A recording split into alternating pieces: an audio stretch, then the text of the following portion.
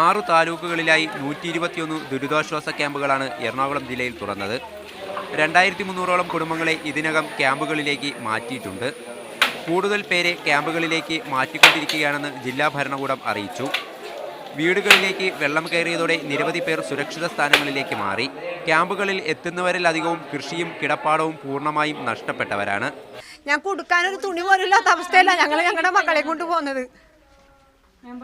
മറ്റുള്ളവർ ഇതൊക്കെ അറിയണം. ഞങ്ങൾക്ക് അന്ന് കടന്നു പോകാനും കൂടി ഒരു റോഡ് നല്ല സംവിധാനവും ഇല്ല. അത്ര അവസ്ഥയിലാണ് ഞങ്ങളിപ്പോൾ ഇവിടെ വന്ന് കിടക്കുന്നത്. ഇനി ചെല്ലുമ്പോൾ ഞങ്ങളുടെ കുടുംബം ഇല്ലെങ്കിൽ ആ അരി മേടിക്കുന്ന റേഷൻ കാർഡ് പോലും ഇപ്പോൾ ഞങ്ങൾക്ക് നഷ്ടപ്പെട്ടിട്ടുണ്ട്. ജില്ലയിൽ ആലുവ, പെരുമ്പാവൂർ, മൂവാറ്റുപുഴ എന്നിവിടങ്ങളിലാണ് മഴ ഏറ്റവും കൂടുതൽ നാശം വിതച്ചത്.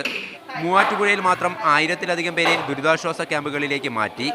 പെരുമ്പാവൂർ, കുട്ടമ്പുഴയിലും ആലുവ ദേശത്തും നിരവധി കുടുംബങ്ങൾ ഒറ്റപ്പെട്ടു.